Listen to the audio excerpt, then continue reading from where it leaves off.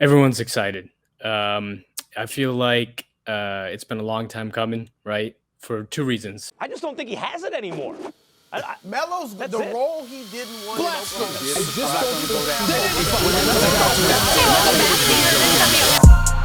Carmelo Anthony drills it straight away.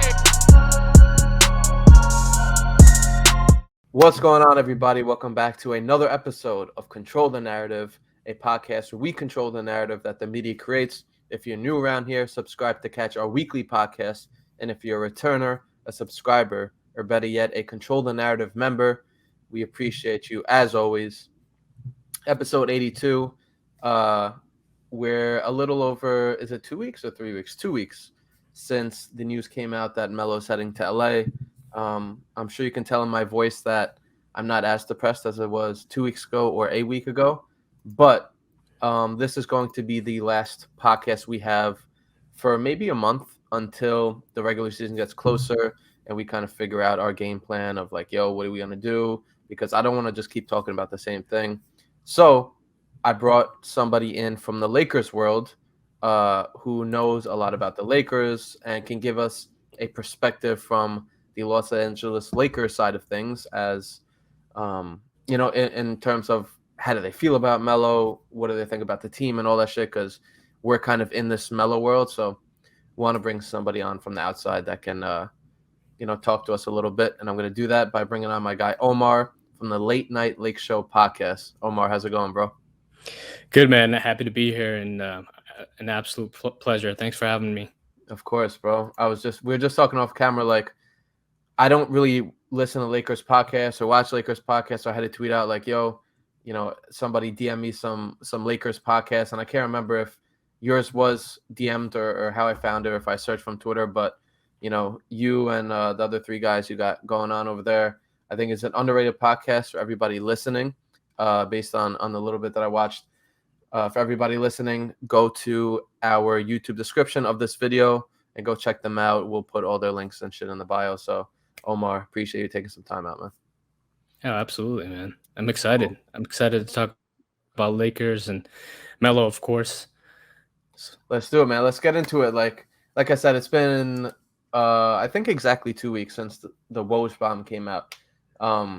What has Laker Nation's reaction, and your reaction specifically, if it differs at all, been to signing the 10-time All-Star? Everyone's excited. I feel like it's been a long time coming, right? For two reasons, right? We've heard in rumors that, LeBron and Carmelo, they've been trying to team up for quite some time. And then obviously Melo too. Melo coming to the Lake Show. I know the Lakers tried to make a pitch and get him and Kobe together. So we're super excited. I think between, us and people on Lakers Twitter, we're trying to talk and figure out whose jersey is going to sell out. Is it going to be Carmelo or is it going to be Westbrook? And the cool thing too is, I mean, they're going to be wearing their numbers too, right? So, you got the Stay Mellow and then you got the Mr. Zero with the Westbrook.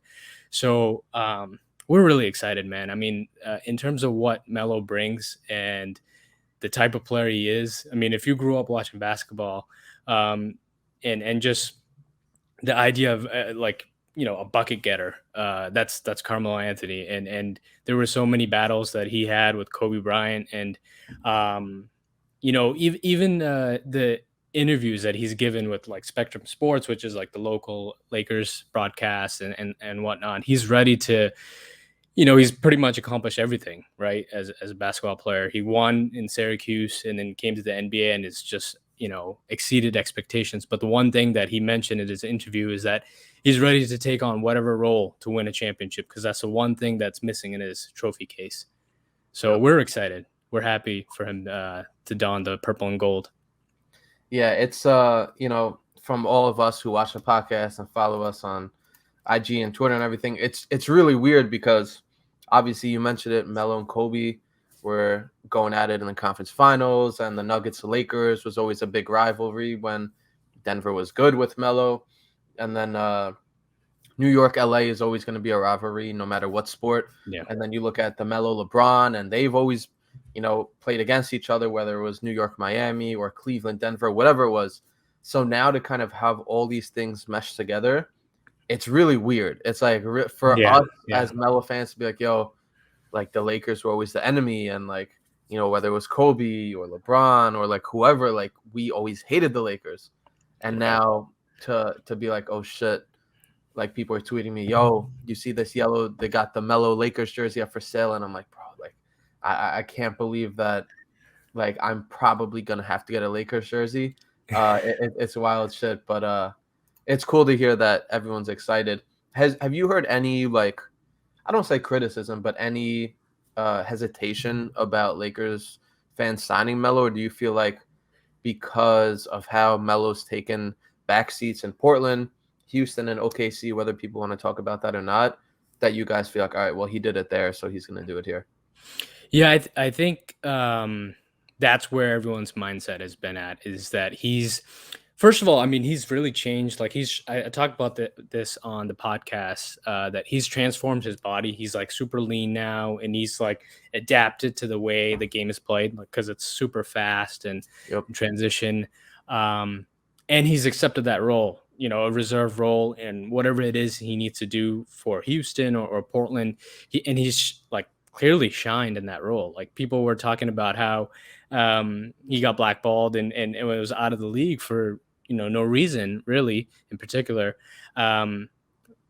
We really think that, like, he's going to have some big games come playoffs, because part of the difficulty the roster had last season is we had so many guys that were defensive oriented and they were afraid to shoot. Melo's not going to be scared to shoot. Definitely. And the amount of good looks and like wide open looks that Russell Westbrook and LeBron and AD, they're going to generate those easy looks for Carmelo. He's going to be in the corner or even like in half court sets. You can dump it to him in the post and he can get his own.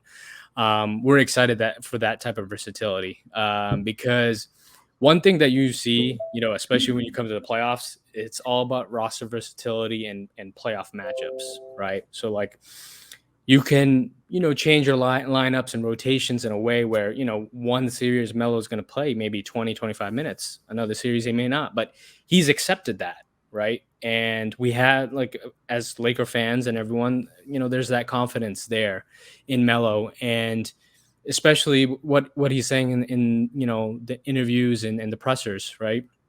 He's willing to take on whatever role, and he's happy to be here. So I think he's going to be big. He's going to be a big piece. What do you think? You kind of touched on it a little bit. What do you think the outside perception is of Melo from Laker fans? Like you just kind of touched on it with he's willing to take a lesser role. He's been a bucket getter, but like let's talk about specifically this Portland Melo. What have you guys seen as Laker fans, or just you as a basketball fan, seen from Portland Melo over the last 2 years? Yeah, so he's obviously still an elite catch and shoot 3-point guy. I think he shot 42% last season when I was looking at his stats, which is amazing. 41%. 40, yeah, that's insane. We didn't have that type of guy last season. So we saw that he's still a monster on the boards, defensive boards. He tells everyone to get the F out of the way, which you obviously appreciate. And I think just overall, like his mindset and where he's at, like veteran wise, like he has so much experience that the younger guys that we've added to the roster, like Malik Monks and the Kendrick Nuns, like I think he's going to be another voice in the locker room. LeBron and AD, they have their load with what they need to do in Westbrook too, but I think Carmelo is going to be another calming voice in the locker room, building up the other players per se. So I think from that standpoint, I think Carmelo is a welcome addition to the Lakers, and I think he's just gonna be it's gonna be a special year for him too. I think he's in top 10, like, is he in the ninth place for points right now? Done. He's ninth. Yeah. So I think he's like 300, 400 points from being eighth. So that's going to happen pretty quickly. I think he's going to become a fan favorite like really early on. And it's going to be a fun team because of the names. There's so many big time names, and they're going to, and the West is a bit weaker right now too, because Kawhi's hurt and he's probably going to miss the season. Jamal Murray is going to be out for a lengthy amount of time. So it's going to be like a fun season. Yeah. It's just crazy because Melo was always linked to LA, whether Always, it was, yeah. That 2014 decision where they were really trying to pair him and Kobe, or like when Melo was at the league, they were like, yo, the Lakers are really interested in Melo. And then last summer before he signed with Portland, they're like, yo, he might go to LA. So it feels like it's been a long time coming. But it's cool to kind of hear like different perspectives when, we watch every game, we listen to every interview, and to hear what people have to say who don't. It's, again, our whole thing is controlling the narrative, and the fact that, you said all those things about Melo that you just said proves that over the last 2 years, he's really just gone out there, and, people could have said whatever they wanted to about him in OKC or Houston, but there's literally nothing they could say anymore. Like, he took a bench role in Portland, put up 13, shot 41% from three, became a top 10 scorer all time, and then to take another backseat in this Laker role. I feel like people are finally catching on, which is good, but then it's also like, fuck, why are we going to still record this podcast if people aren't shitting on him? But we'll see. We'll see what happens. Let's talk about on the court. Like you mentioned, LeBron, AD, Russ, and Melo are kind of these big four that the Lakers going to rock with. How do you feel that they fit together on the floor in terms of offensively, defensively, just overall? Yeah, I think they're going to be an excellent fit.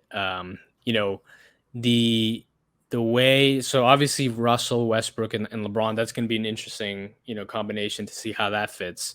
But Carmelo, the one thing that is the easiest to fit in basketball is like if you're a really, really good shooter, you can pretty much fit in any type of lineup. And that kind of goes back to what you were just saying about controlling the narrative, in that Carmelo has always been an excellent shooter, right? So you can, there were ways to schematically put him into lineups and teams to fit him such that he still makes a positive impact.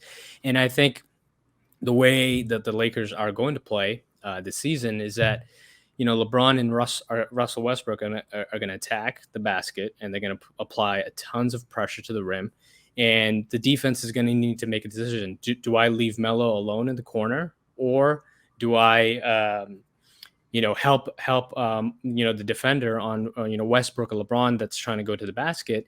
And that in itself is leading to winning basketball, right? Because if LeBron gets that double team, he's going to pass it to Melo every single time. And we already talked about the numbers, right? He hit at 41% clip last season. I think I saw some, even higher numbers on like wide open threes, right? So like the amount of wide open threes that he's going to get are probably even more so, right? With this type of construct as compared to like Dame and CJ McCollum.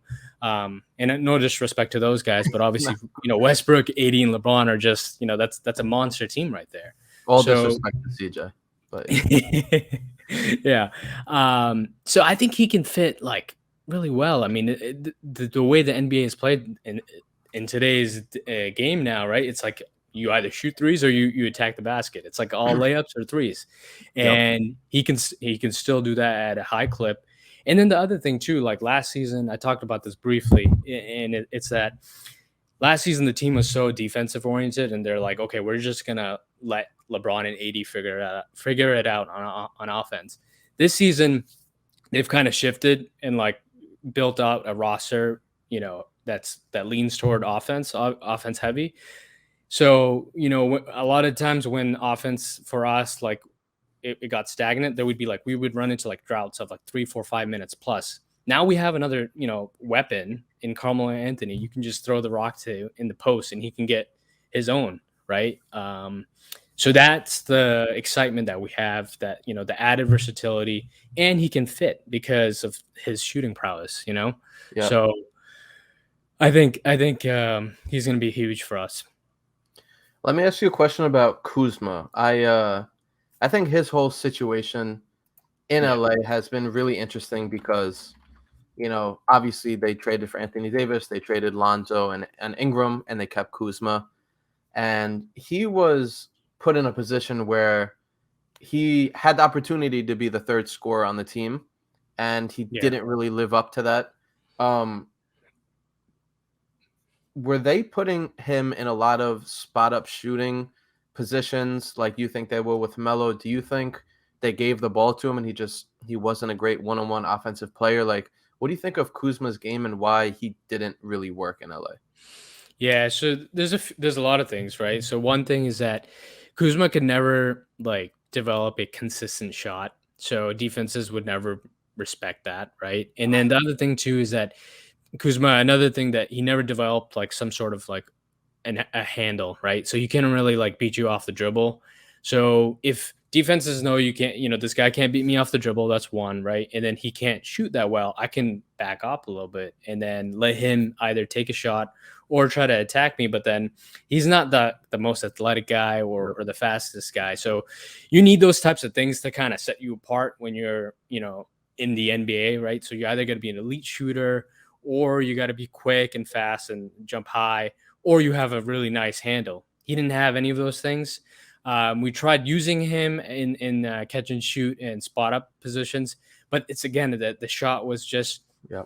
like this guy. He changed the shot like maybe like 6-8 times. Like every single time we saw him, he had a different type of shot. The one thing I will say, positive thing about him is that he accepted like different types of roles to be elite at, to lead to winning basketball. Like he became a really good rebounder offensively and defensively. Like he would attack the glass like a maniac.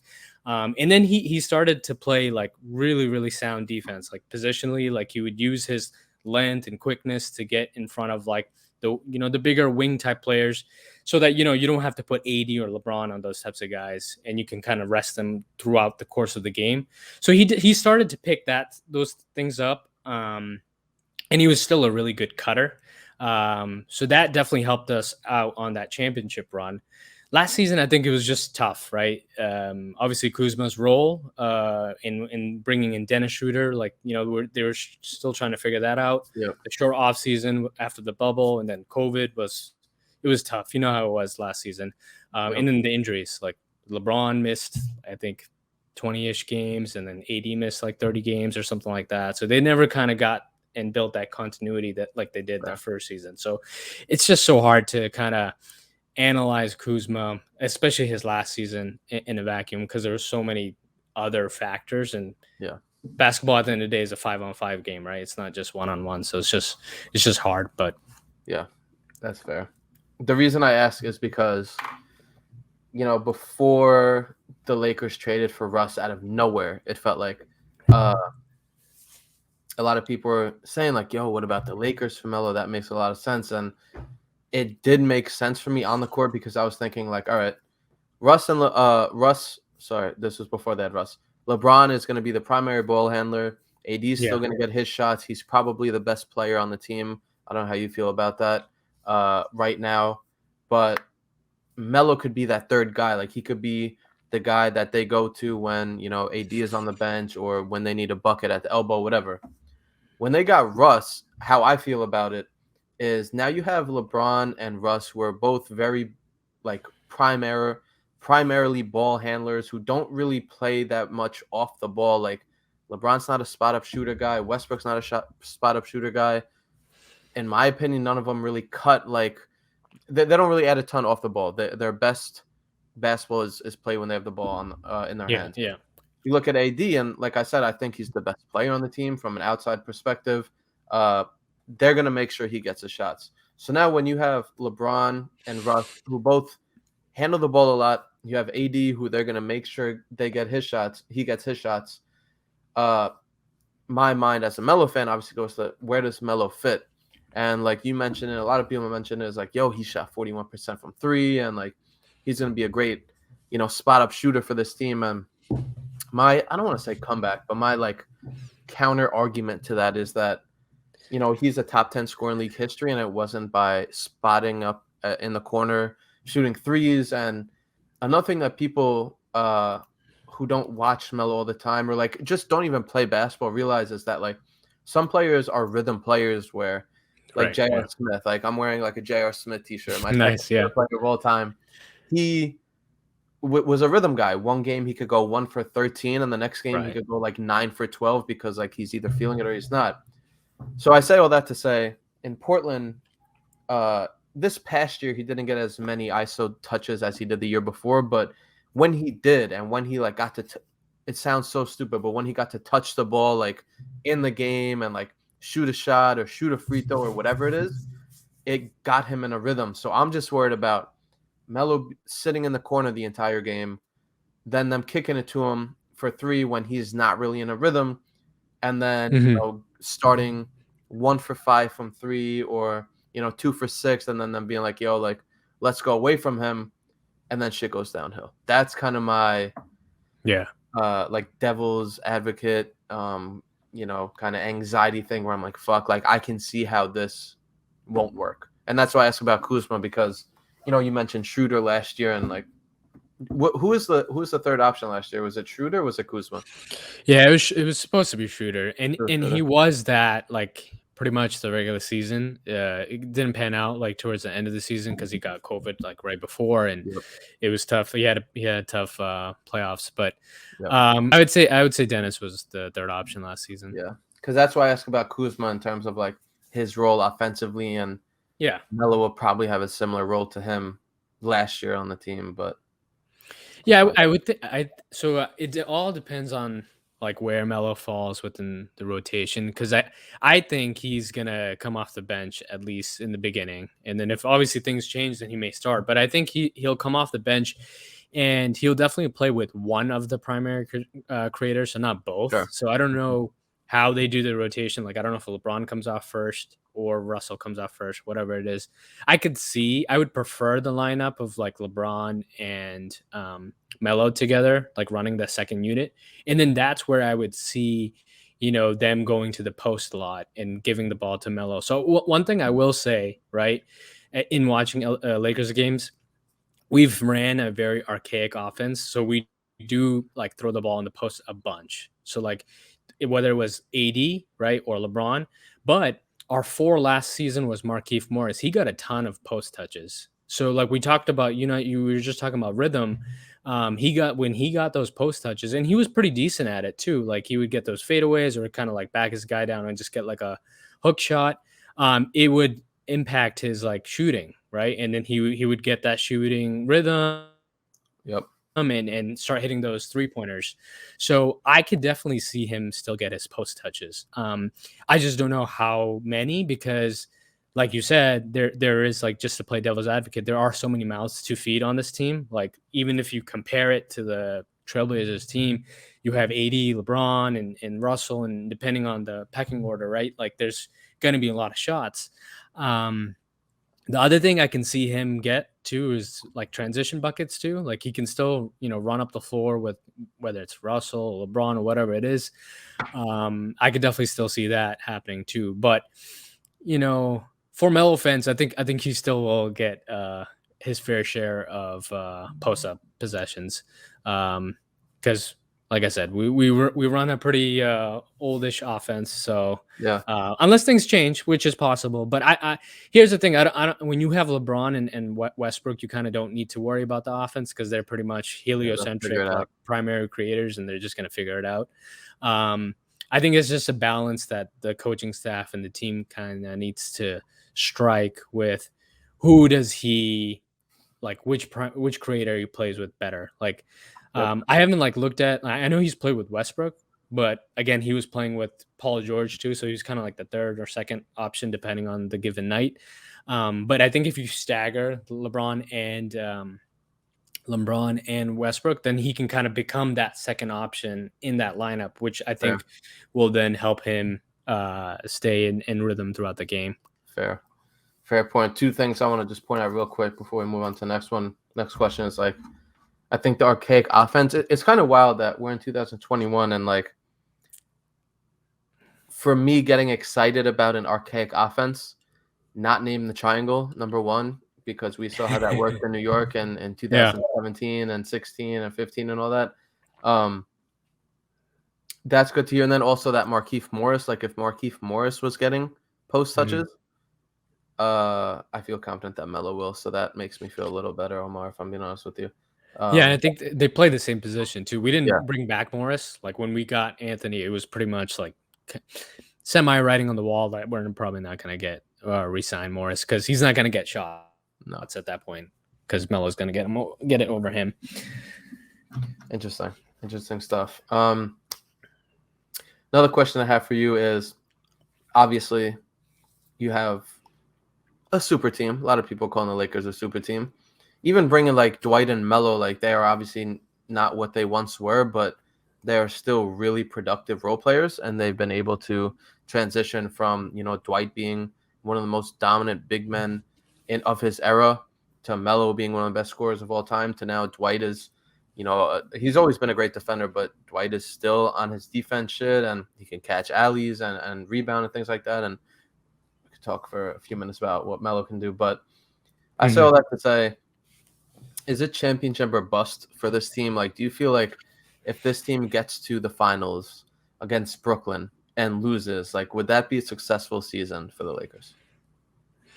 Yeah, I think the expectation is to win the championship. I mean, you look at the age that LeBron is at, right, at this point, and you always think about like NBA, like especially like in today's game, like the windows are so tight and small. Like, LeBron is only getting older, so is like the rest of the roster. I know people have kind of dogged on the Lakers and how old the roster is, but I the way I look at it is, there's a bunch of experienced veteran type players, and they know how to manage their bodies, and where we are at like in terms of rehab and diet and like keto, vegan, whatever it is. Like people know how to prepare their bodies like for the postseason. But I absolutely think the expectation from like myself, like Laker fans, and especially like from the players themselves, the championship is like the one thing that's on their mind, and everyone's kind of willing to do whatever to kind of get to that goal, which is winning the championship. It's funny, the Lakers are this franchise like the Yankees. I'm a Yankee fan, where it's like every year, no matter who's on the roster or what's going on, like if they don't win it all, like they could go to game 7 of the finals or game 7 of the World Series, and if they lose, it's like it's not a good season, like you guys fucked up. And I kind of figured we're harsh with the like our criticism and all the players, and I'm sure it's same with Lakers, Yankee fans. 100%. And I knew what the answer was going to be, but like I think that's the number one thing. And Melo talked about that in his presser, where he was like, somebody said to him, he started off, Dave McMenamin said, "Hey, what's up, Melo? LeBron's 37. Sorry, LeBron's 36. You're 37." And then Melo's like, we don't care. And he's like, we make our own narrative. And he said that, and I was like, yeah, let's fucking go. Because, again, I feel like the one thing this squad will rally around is that doubt from everybody, where it's like, yes, you have LeBron and Russ and Melo and Dwight and AD and all these guys, but like outside of AD, like these guys are all on the older side. So I feel like if they're all like, yo, like let's go show them how old we are or whatever, and like that's like a rallying kind of cry, then I could see it work. I could see it, working in terms of like bonding them together. But I agree with you. I think if they get to the championship and lose to like Brooklyn, it'll be like a huge failure. So yeah, a lot of pressure.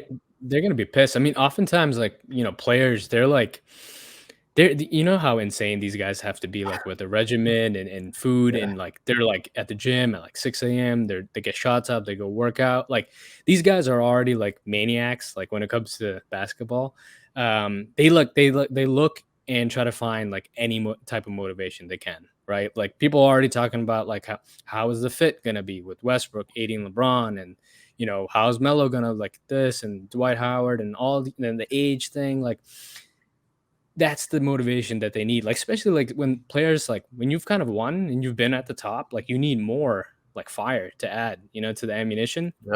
So I think you're right. Like I agree with you. Like everyone's gonna kind of like push each other, and like everyone has a different type of like journey. You know what I mean? And that's what kind of makes like beautiful, right? Like when you have Melo, who's gone through what he's gone through throughout his career. Dwight Howard, like I was so happy for him when he won that in that bubble run, where like he's kind of had his kind of crazy fallout, like in terms of like he can't find his role, and like the game kind of changed, and it's been more like 3 pointer. Like he's accepted his role, and he's been like a really good player and vocal person. And I think Melo's there too. He's Yep. been a huge voice in the Trailblazers locker room last 2 seasons, and he's definitely like to your guys' podcast. He's definitely controlled his narrative, and what he was telling Dave is true, right? They control the narrative in terms of what they can't do. So Yep.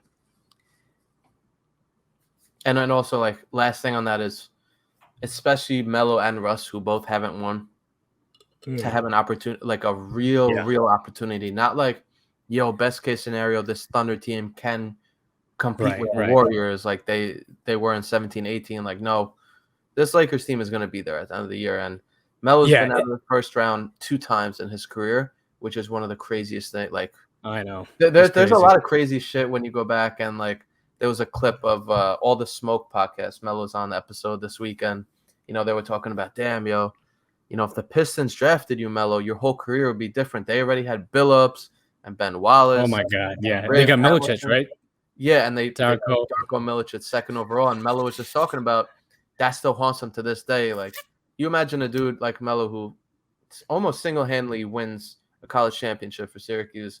Then if he would have came to the NBA and won like his first year and maybe like 2 out of the first, anyway, it would have been scary. So here we are 19 years later, still hasn't been to a finals, got out of the second round 2 times. It's something that, if he's a big contributor, would hopefully change a lot of opinions about him in terms of his career. Well, here's the thing. I think, regardless, like they're finals bound at this point. I mean, obviously notwithstanding health, but I mean, even with the added depth, like they have what it takes to like go all the way to the finals. I think it's just going to come down to them and Brooklyn, or whoever comes out of the East. I mean, East looks tougher this year, like between Bucks and the Heat have made some moves. And then, there's the up and coming teams and the Knicks and Hawks and all these other teams. So crazy. I think the East is going to be something to watch out for this season. The West is kind of a little hurt this season. And it's weird, man. Like you say, again, from the perspective of a Melo and Knicks fan, like 2 things you just said. This team is finals bound. Like, the fact that that's the expectation of a team that Melo's on is so fucking weird. It's so weird because Melo's teams have never been like that. Like in New York, not really. In Denver, like they always had the Lakers, and like the Spurs were there.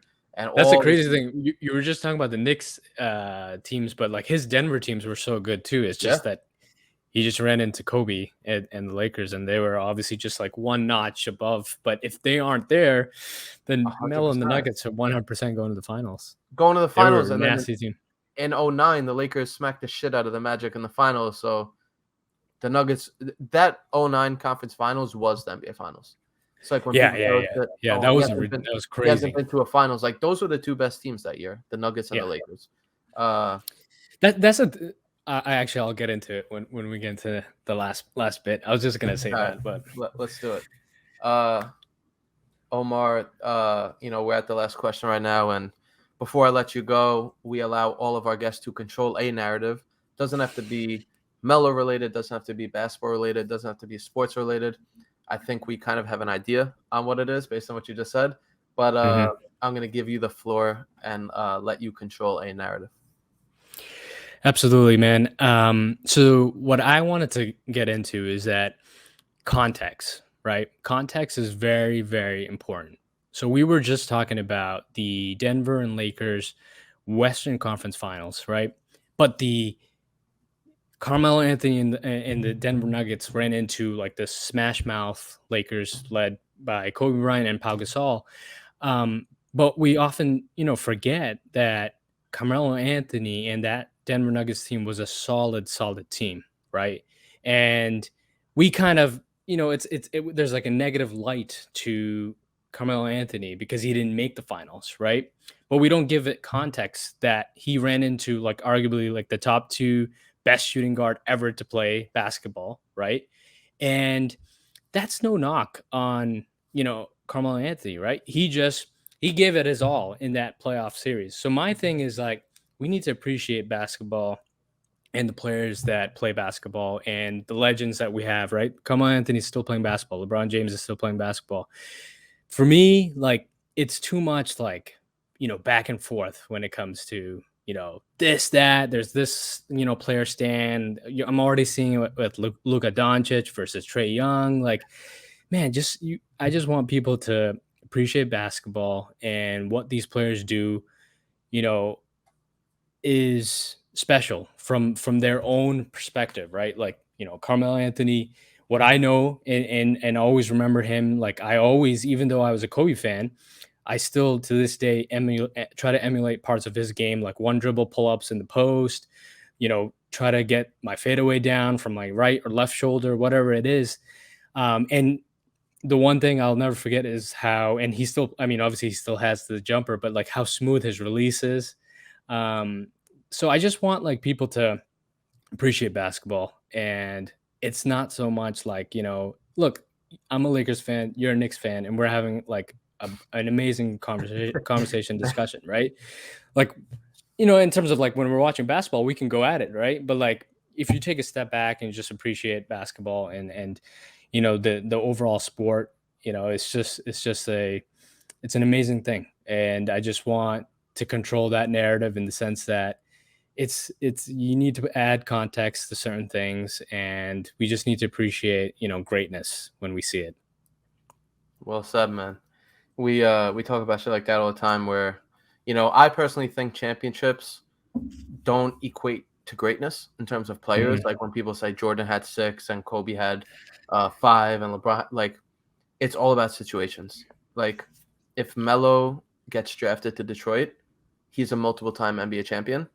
And Yep. because the Nuggets drafted him at 3, does that make him a worse player because he was in a shittier situation and playing with guys like, Chauncey Billups and Allen Iverson and great players, but both not in their primes when they played with Melo, especially Right. AI was on the older side. So it's like, if he gets drafted to Detroit, his narrative changes real quick if they win that first year and like 2 out of the first 3 years, whatever. So He was like he's the perfect plug and play to that roster because they were already like one of the most elite defensive teams. And then you would have added ever. And you added like this perfect, like pure scoring, small forward player to that team. Like, come on now. Like that team was going to go like probably finals bound like 2-3 seasons in a row. And I don't know if they win it like every season, but they have a chance, right? Yep. And I think, if like the Hornets never trade Kobe Bryant to the Lakers, right, after being drafted by them, who knows what type of story he has. Like it's all about context. But given the context, right, we can still appreciate what Carmelo Anthony has done, right, and that he's a legend. Yeah, and like Devin Booker, for example, was classified as this loser. Oh, he scored 70 points, but it was in a loss and all this shit. Then Chris Paul comes along, and all of a sudden, they were up 2-0. They just needed to win 2 out of 5 games, and they couldn't do that, obviously. But there's that's no knock on Devin Booker or Chris 100%. Paul. It's just 100%. They just ran into this generationally freakish Giannis Antetokounmpo who who was just completely balling out, right? Yep. Yeah, man. It's all about appreciating the journey, I love it. And here we are, year 19, and the journey still continues for, let alone a championship, but a finals appearance. And you heard it right here on episode 82. The Lakers are finals bound from Omar. So Omar, gonna hold you to that. And if shit doesn't work out that way, then people are gonna be very upset. But man, for real, appreciate you taking some time out of your night. and coming to talk some Lakers. Melo with me. I'm sure we're going to be interacting a ton Absolutely. throughout the season. Yeah, man, appreciate you for your time. Absolutely, man. Thanks for having me. This was super fun. I course. love all the topics, and I love talking hoop. So this was fun, and I'd be happy to come back maybe mid-season, see how things are going, and we can definitely Sure. chop it up for sure. I'm sure some of my people from the team can definitely pop by too. But 100%. yeah, I mean, it's gonna be a fun season. So I'm sure for you, it's gonna be interesting to root for, like you said, and it's gonna be a weird season. But I Yeah. think the joy that Carmelo will be playing with and all the other players, I think that will definitely resonate with the team and overall, if you are a Melo fan, it'll feel good to be rooting for him and just being happy, right? Yeah. Doing what he loves. Yeah, let's hope so. For anybody who's watching on YouTube, go check the description right now to follow Omar and the Late Night Lake Show podcast. Go give it a listen. You guys are what, YouTube and just all Spotify, Apple, and all that, or just on Spotify and Apple and all that? Yeah, we're on Spotify, Apple. We got Instagram page, Instagram. Twitter, and then YouTube as well. Got it. Omar, appreciate you for your time, man. Stay mellow, and looking forward to this year, man. All right, man. Take care. Peace. All right.